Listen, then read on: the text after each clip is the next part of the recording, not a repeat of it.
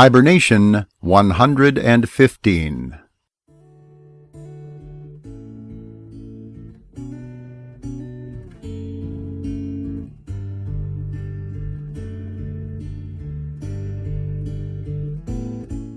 Grizzly's Growls presents Stories from the Hiber-Nation. Read by David Grizzly Smith.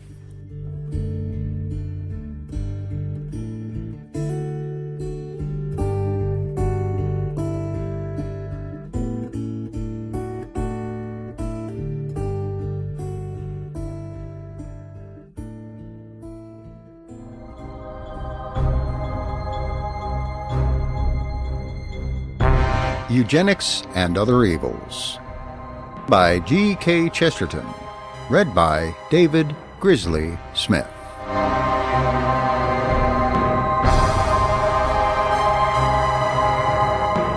Part 2. The Real Aim. Chapter 5. The Meanness of the Motive. Now, if any ask whether it be imaginable that an ordinary man of the wealthier type should analyze the problem or conceive the plan, the inhumanly far-seeing plan, as I have set it forth, the answer is certainly not. Many rich employers are too generous to do such a thing. Many are too stupid to know what they are doing. The eugenical opportunity I have described is but an ultimate analysis of a whole drift of thoughts in the type of man who does not analyze his thoughts. He sees a slouching tramp with a sick wife and a string of rickety children, and honestly wonders what he can do with them. But prosperity does not favor self-examination, and he does not even ask himself whether he means, "How can I help them?" or "How can I use them?" What he can still do for them, or what they could still do for him. Probably he sincerely means both, but the latter much more than the former. He laments the breaking of the tools of mammon much more than the breaking of the images of God.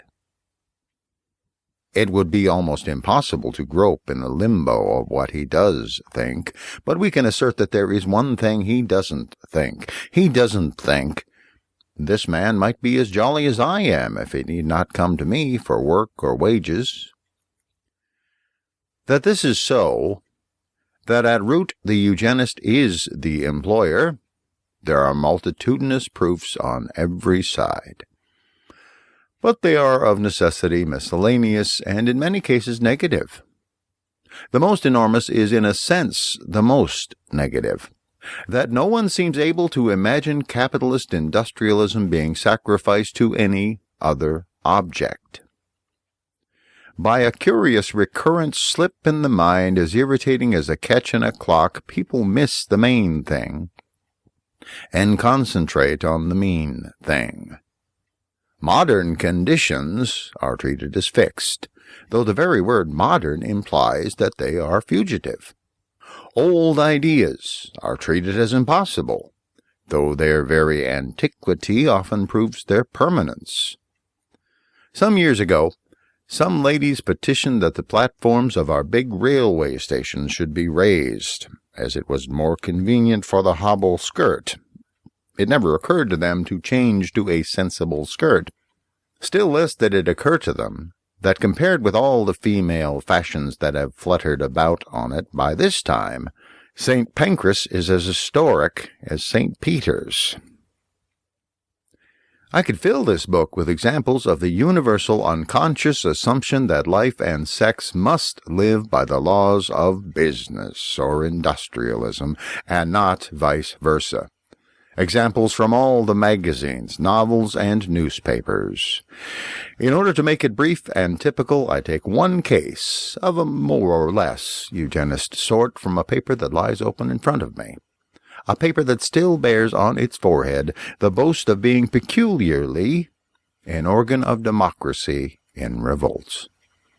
To this a man writes to say that the spread of destitution will never be stopped until we have educated the lower classes in the methods by which the upper classes prevent procreation.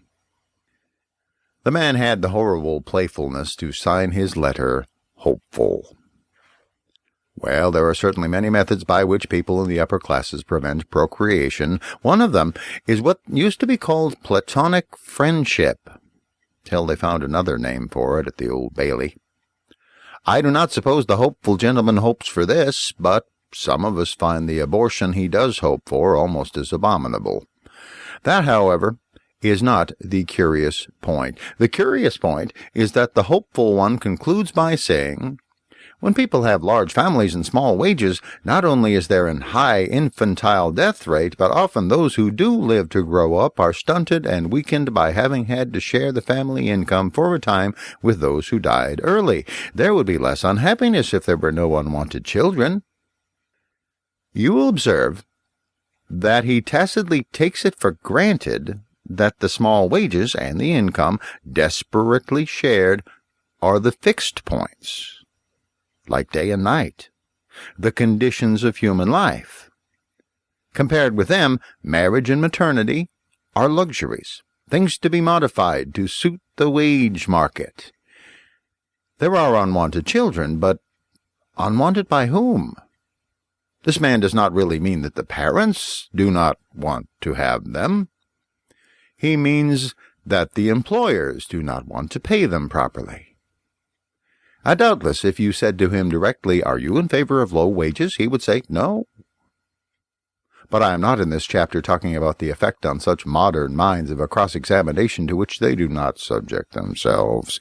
I am talking about the way their minds work, the instinctive trick and turn of their thoughts, the things they assume before argument, and the way they faintly feel that the world is going. And frankly, the turn of their mind is to tell the child he is not wanted, as the turn of my mind is to tell the profiteer he is not wanted. Motherhood, they feel, and a full childhood, and the beauty of brothers and sisters are good things in their way, but not so good as a bad wage.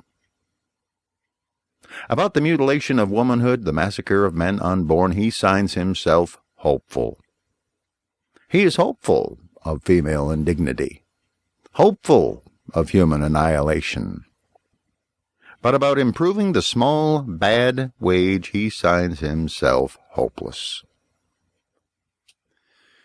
This is the first evidence of motive. The ubiquitous assumption that life and love must fit into a fixed framework of employment, even as in this case of bad employment.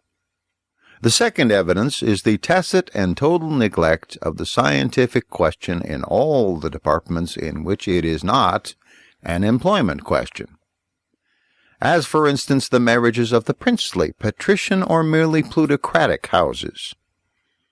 I do not mean, of course, that no scientific men have rigidly tackled these, though I do not recall any cases, but I am not talking of the merits of the individual men of science, but of the push and power behind this movement, the thing that is able to make it fashionable and politically important. I say, if this power were an interest in truth, or even humanity, the first field in which to study would be in the weddings of the wealthy. Not only would the records be more lucid and the examples more in evidence, but the cases would be more interesting and more decisive. For the grand marriages have presented both extremes of the problem of pedigree, first the breeding in, and later the most incongruous cosmopolitan blends. It would really be interesting to note which worked the best, or what point of compromise was safest. For the poor, about whom the newspaper eugenists are always talking, cannot offer any test so complete. Waiters never had to marry waitresses, as princes had to marry princesses. And, for the other extreme, housemaids seldom marry Red Indians. It may be because there are none to marry. But to the millionaires, the continents are flying railway stations, and the most remote races can be rapidly linked together. A marriage in London or Paris may change to Ravenna or Chicago, or Ben-Cruachan or Baghdad. Many European aristocrats marry Americans, notoriously the most mixed stock in the world, so that the disinterested eugenist, with a little trouble, might reveal rich stores of Negro or Asiatic blood to his delighted employer. instead of which he dulls our ears and distresses our refinement by tedious denunciations of the monochrome marriages of the poor. For there is something really pathetic about the eugenist's neglect of the aristocrat and his family affairs. People still talk about the pride of pedigree, but it strikes me as the one point on which the aristocrats are almost morbidly modest. We should be learned eugenists if we were allowed to know half as much of their heredity as we are of their hairdressing. We see the modern aristocrat in the most human poses in the illustrated papers, playing with his dog or parrot. Nay, we see him playing with his child or with his grandchild. But there is something heartrending in his refusal to play with his grandfather. There is often something vague and even fantastic about the antecedents of our most established families, which would afford the eugenist admirable scope, not only for investigation, but for experiment. Well, certainly if he could obtain the necessary powers, the eugenist might bring off some startling effects with the mixed materials of the governing class. Suppose, to take wild and hypothetical examples, he were to marry a Scotch earl, say, to the daughter of a Jewish banker, or an English duke to an American parvenu of semi-Jewish extraction. What would happen? We have here an unexplored field. It remains unexplored not merely through snobbery and cowardice, but because the eugenist, at least the influential eugenist, half-consciously knows it is no part of his job. What he is really wanted for is to get the grip of the governing classes onto the unmanageable output of poor people. It would not matter in the least if all Lord Cowdray's descendants grew up too weak to hold a tool to turn a wheel. It would matter very much, especially to Lord Cowdray, if all his employees grew up like that. The oligarch can be unemployable because he will not be employed. Thus, the practical and popular exponent of eugenics has his face always turned towards the slums, and instinctively thinks in terms of them. If he talks of segregating some incurably vicious type of the sexual sort, he is thinking of a ruffian who assaults girls in lanes. He is not thinking of a millionaire like White, the victim of thaw. If he speaks of the hopelessness of the feeble-mindedness, he's thinking of some stunted creature gaping at hopeless lessons in a poor school. He is not thinking of a millionaire like Thaw, the slayer of White.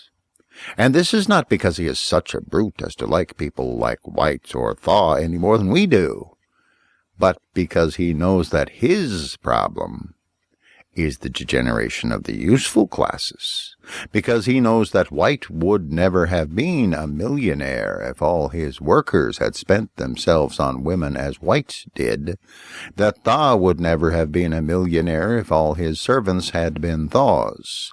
The ornaments may be allowed to decay, but the machinery must be mended. That is the second proof of the plutocratic impulse behind all eugenics, that no one thinks of applying it to the prominent classes. No one thinks of applying it where it could most easily be applied. A third proof is the strange new disposition to regard the poor as a race, as if they were a colony of Japs or Chinese coolies. It can be most clearly seen by comparing it with the old, more individual, charitable, and, as the eugenist might say, sentimental view of poverty. In Goldsmith or Dickens or Hood, there is a basic idea that the particular poor person ought not to be so poor. It is some accident or some wrong. Oliver Twist or Tiny Tim are fairy princes waiting for their fairy godmother.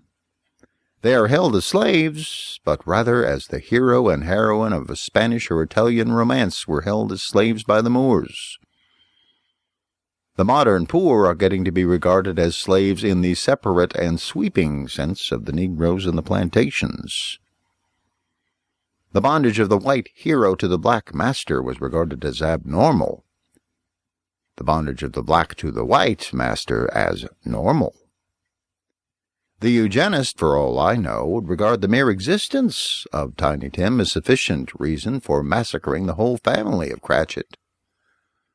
But, as a matter of fact, we have here a very good instance of how much more practically true to life is sentiment than cynicism.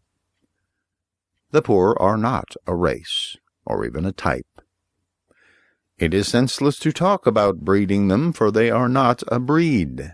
They are, in cold fact, what Dickens describes, a dustbin of individual accidents, of damaged dignity, often of damaged gentility. The class very largely consists of perfectly promising children, like Oliver Twist, or crippled, like Tiny Tim. It contains very valuable things, like most dustbins. But the eugenist delusion of the barbaric breed in the abyss affects even those more gracious philanthropists who almost certainly do want to assist the destitute and not merely to exploit them. It seems to affect not only their minds, but their very eyesight. Thus, for instance, when Mrs. Alec Tweedy almost scornfully asks, "When we go through the slums, do we see beautiful children?" the answer is, "Yes, very often indeed. I have seen children in the slums quite pretty enough to be little Nell, or the outcast whom Hood called young and so fair." Nor has the beauty anything to do with health. There are beautiful, healthy children, beautiful dying children, ugly dying children, ugly, uproarious children in Petticoat Lane or Park Lane. There are people of every physical and mental type, of every sort of health and breeding, in a single back street.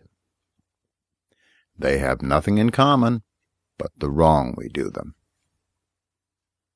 The important point is, however, that there is more fact and realism in the wildest and most elegant old fictions about disinherited dukes and long-lost daughters than there is in this eugenist attempt to make the poor all of a piece, a sort of black fungoid growth that is ceaselessly increasing in a chasm. There is a cheap sneer at poor landladies, that they always say they have seen better days. 9 times out of 10 they say it because it is true. What can be said of the great mass of Englishmen by anyone who knows any history except that they have seen better days? And the landlady's claim is not snobbish, but rather spirited. It is her testimony to the truth in the old tales of which I spoke, that she ought not to be so poor or so servile in status, that a normal person ought to have more property and more power in the state than that. Such dreams of lost dignity are perhaps the only things that stand between us and the cattle-breeding paradise now promised. Nor are such dreams by any means impotent. I remember Mr. T.P. O'Connor wrote an interesting article about Madam Humbert, in the course of which he said that Irish peasants, and probably most peasants, tend to have a half-fictitious family legend about an estate to which they were entitled. This was written in the time when Irish peasants were landless in their land, and the delusion doubtless seemed all the more entertaining to the landlords who ruled them and the money-lenders who ruled the landlords. But the dream has conquered the realities. The phantom farms have materialized. Merely by tenaciously affirming the kind of pride that comes after a fall, by remembering the old civilization, refusing the new, by recurring to an old claim that seemed to most Englishmen like the lie of a broken-down lodging-house keeper at Margate, by all this, the Irish have got what they want, in solid mud and turf. That imaginary estate has conquered the 3 estates of the realm. But the homeless Englishman must not even remember a home. So far from his house being his castle, he must not have even a castle in the air. He must have no memories. That is why he is taught no history, why he is told none of the truth about the medieval civilization except a few cruelties and mistakes in chemistry. Why does a medieval burgher never appear till he can appear in a shirt and a halter? Why does a medieval monastery never appear till it is corrupt enough to shock the innocence of Henry VIII? Why do we hear of one charter, that of the barons, and not a word of the charters of the carpenters, smiths, shipwrights, and all the rest? The reason is that the English peasant is not only not allowed to have an estate, he is not even allowed to have lost one.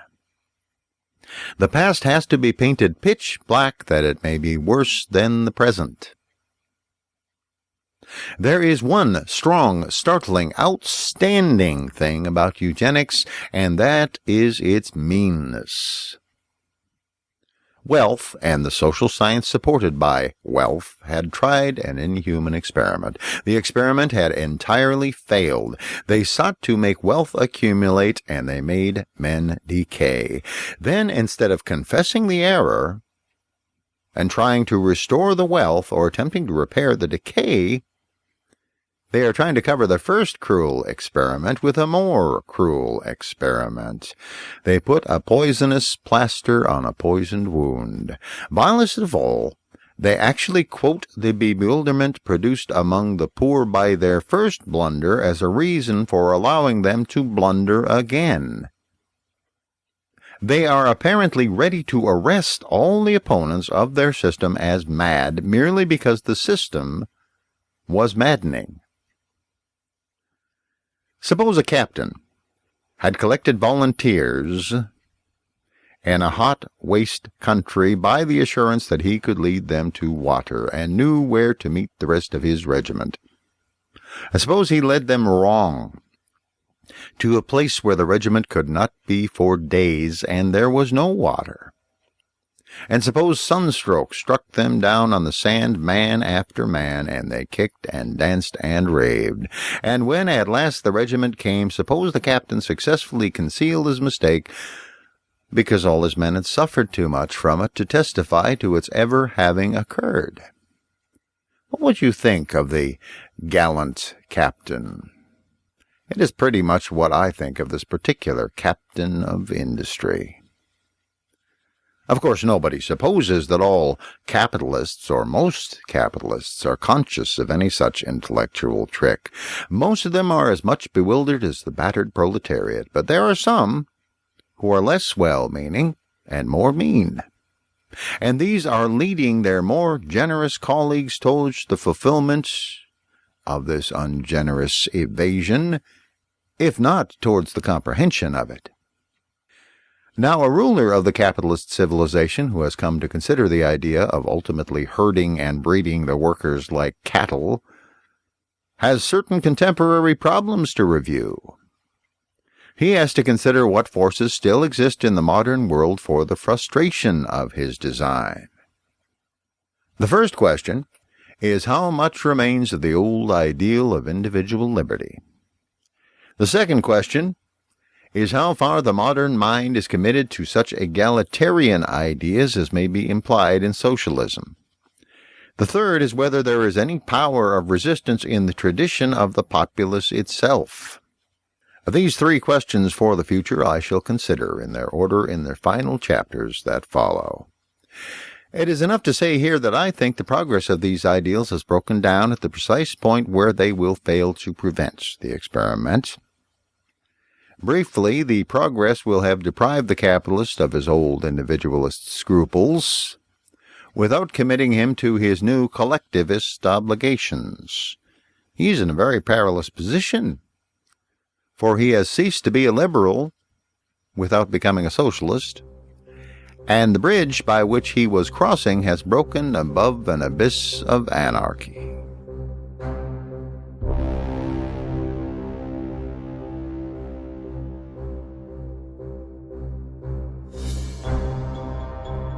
Thank you for listening to Eugenics and Other Evils by G.K. Chesterton, read by me, David Grizzly Smith. Theme music for the book is Showdown by Kevin MacLeod of Incompetech.com. This book is released under a Creative Commons Attribution, Non-Commercial, No Derivatives 3.0 license. That means please make copies, please share this book, but don't change it. Don't sell it, and do tell people where you got it. If you like this book, leave a comment and a rating on podiobooks.com, or comment on grizzliesgrowls.com, or anywhere else you can. Blog about it, podcast about it, tweet about it, tell everyone. Thank you.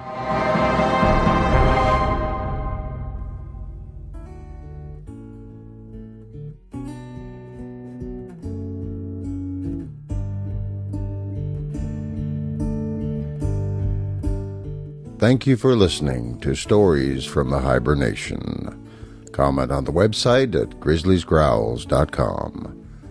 This program is offered under a Creative Commons Attribution, Non-Commercial, No Derivatives license.